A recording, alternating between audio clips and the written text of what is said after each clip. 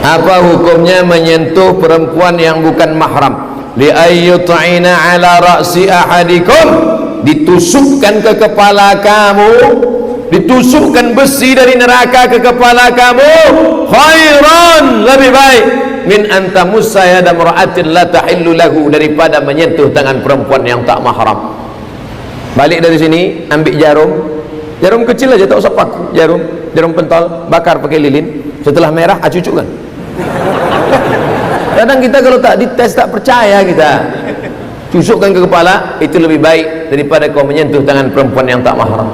Jadi kalau ada perempuan sudah mengulurkan tangannya, Pak Ustaz, saya sebetulnya nggak mau, daripada dibiarkan kan mubazir.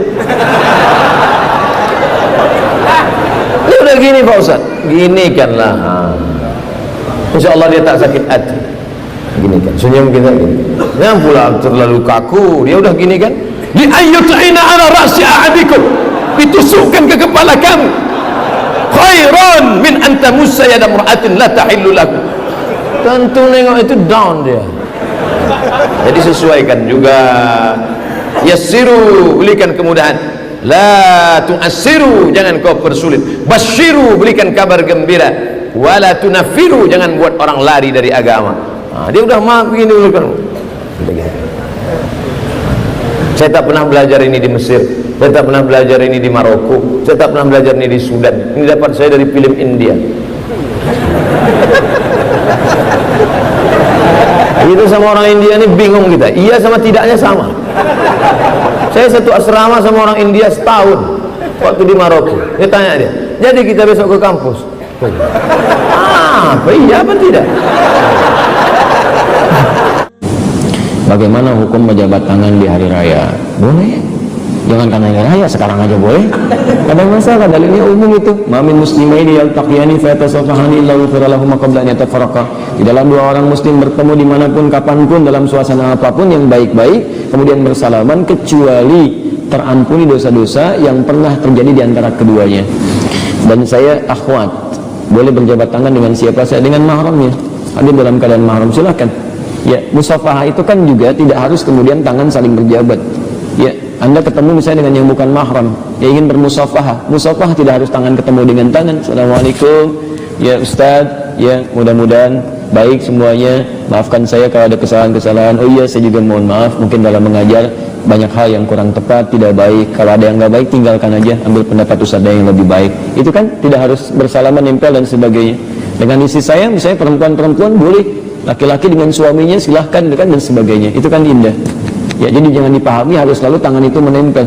Saya diundang dalam Hari Afrika Sedunia, kumpul para dubes pada saat itu, dan qadarullah juga ketua persatuan Afrikanya, Afrika Union pada saat itu perempuan.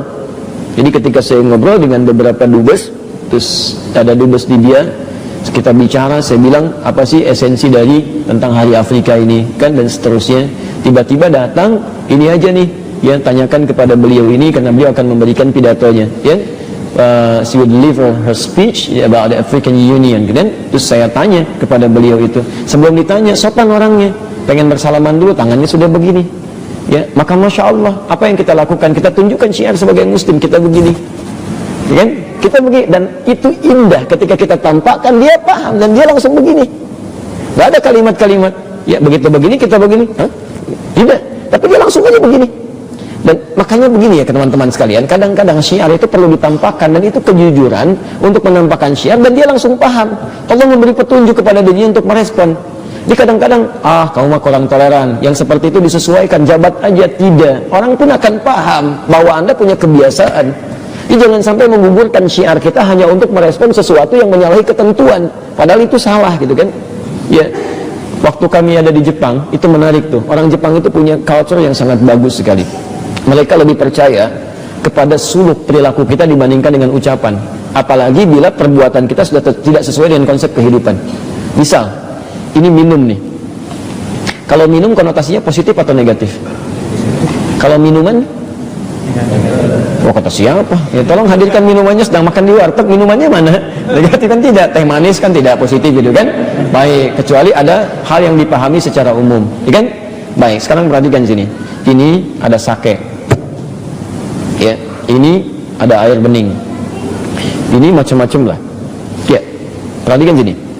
Kalau ada orang Islam tiba-tiba berpikir untuk menghargai orang lain, dia minum sake misalnya, ya, kemudian dia minum, itu orang Jepang bukan bangga, tapi malah tidak percaya dengan orang ini. Ini orang bagaimana? Katanya di agamanya dilarang minum, kok dia minum? Berarti dia nggak konsisten dengan apa yang dia pegang. Kalau nggak konsisten dengan agamanya saja, bagaimana bisa konsisten dengan pekerjaannya? Tuh, dia cara berpikirnya. Ya, jadi kadang-kadang kita mesti memahami bahwa orang lain pun sebetulnya paham tentang kita. Apalagi aturan Allah, kan Allah yang maha kuasa. Allah dengan kuasanya bisa melembutkan hati orang lain untuk bisa menyesuaikan dengan keadaan kita. Itu poinnya. Ya, pasti itu walaupun awal-awal kurang sedikit menyenangkan, tapi pada akhirnya dia akan menerima biasa saja gitu. Ya, Anda katakan ini ada makanan begini, mohon maaf, saya ini muslim, saya nggak bisa makan yang seperti ini. Ya, terangkan aja. Tapi kan ini enak, bukan masalah enak ya, kalau itu kan selera. Toh yang menurut saya enak belum tentu juga menurut Anda enak. Oh, apa coba bisa saya makan? Ayo kita makan kol aja ya, jangan pakai ini dan sebagainya. Saya suka kol, tapi Anda kan belum tentu. Bagus, setelah diterangkan demikian dalam cara yang baik, alhamdulillah insya Allah akan baik gitu. Gak ada masalah di situ. Ya sih. Tidak kita bersalaman dengan lawan jenis menggunakan sarung tangan atau dialas dengan jilbab panjang.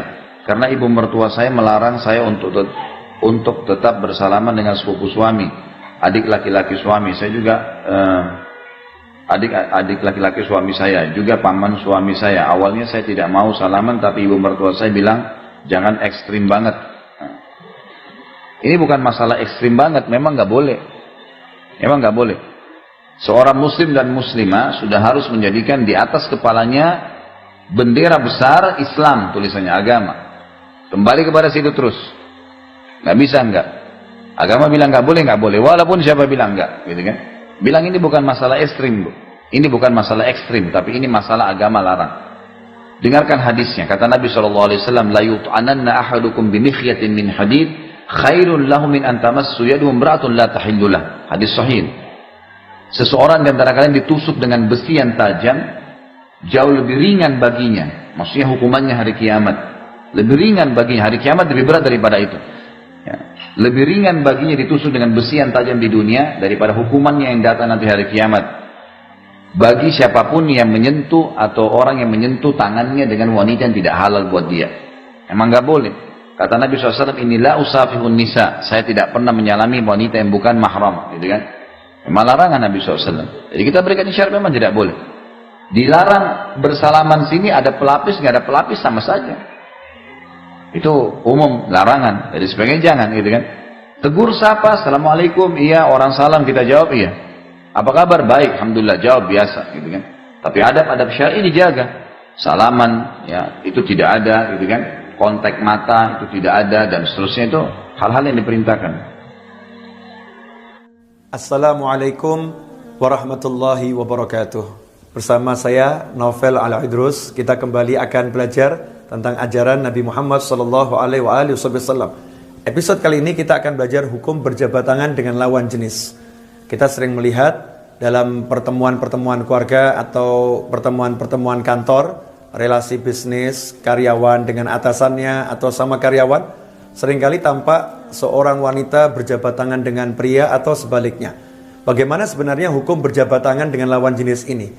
Sesungguhnya aturan yang telah diterapkan atau diajarkan oleh Nabi Muhammad SAW cukup jelas.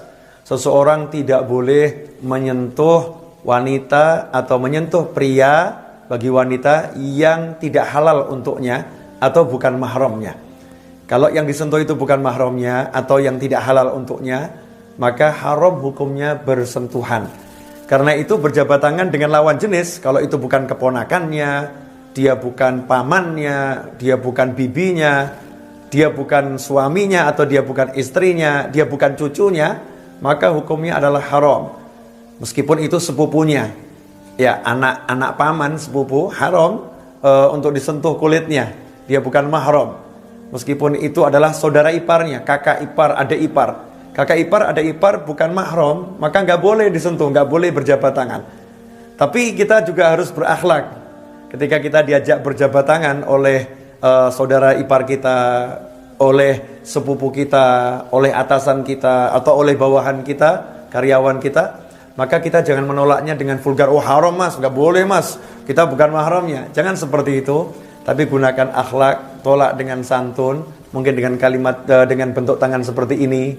Atau dengan kita mengatakan mohon maaf saya lagi pegang wudhu, mohon maaf saya lagi pegang wudhu. Ini cara menghindar yang mudah sampai akhirnya orang paham bahwasanya kita tidak mau berjabat tangan dengan lawan jenis yang tidak dihalalkan untuk berjabat tangan dengan kita. Semoga yang sedikit ini bermanfaat. Perlu kita ketahui sumber hukumnya adalah suatu hadis yang diriwayatkan oleh Imam Tabrani, di antaranya bahwasanya Rasulullah SAW menyatakan kalau kepala salah seorang di antara kalian itu ditusuk dengan jarum yang terbuat dari besi, itu lebih baik daripada dia bersentuh atau menyentuh seorang wanita yang tidak halal untuknya. Semoga ini manfaat dan barokah. Ajarkan kepada yang lain dan sampaikan. Saya pelajar SMA, Ustadz. Bagaimana hukumnya salaman sama guru saya yang bukan mahram? Nggak boleh. Kamu udah balik belum ya SMA nih? Hah? Udah balik kan? Ya udah, kalau udah balik, udah kenal AWW ya. Nggak boleh. Jadi gimana dong? Cukup gini aja. Kalau dibilang, ih kamu ekstrim banget. Enggak kok, saya cuma ngikutin Rasul. Ini Bu, ada hadisnya Bu. Nah, gitu. Gak usah takut, cuek aja. Ya. Justru kita sedang ngajarin guru kita, begini loh beragama. Ya, agama kita melarang loh. Ya. Tapi tetap besok-besoknya kita berbuat baik sama dia. Ya. Begitu. Soalnya guru agama saya memperbolehkan Ustadz. Dalilnya mana? Kan hadisnya jelas. La an yut'ana ra'su ahadikum bihadidatin. Lebih baik kepala seseorang ditusuk dengan jarum besi, kata Rasulullah, daripada ia memegang wanita yang bukan mahramnya. Hadisnya hasan dari Imam Ahmad dan yang lainnya. Iya. Berarti pendapat guru agama ini bertabrakan dengan dalil. Siapa yang boleh kita salami? Mahram. Siapa itu mahram? Bapak ibumu mahram, anak-anakmu mahram, cucumu mahram, paman dan bibimu mahram, keponakanmu mahram. Yang bukan kemudian mahram, ipar tidak mahram, sepupu tidak mahram.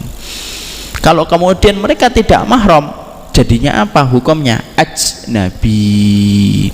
Ajnabi itu apa? Dihukumi secara hukum fikihnya kayak laki-laki asing yang bukan mahram, tapi dia sepupu. Betul, sepupu itu secara tali keluarga, tapi secara hukum dia ajnabi.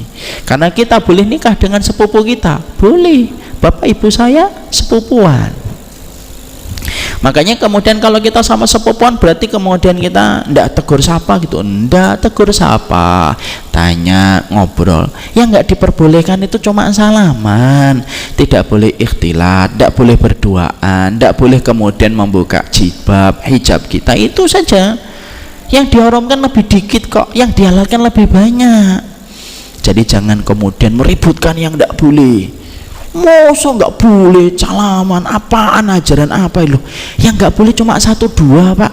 Bapak masih boleh untuk tegur sapa, nanya kabarnya, anaknya berapa, alamatnya di mana, masih boleh kok. Kenapa kita fokus kepada yang dilarang itu?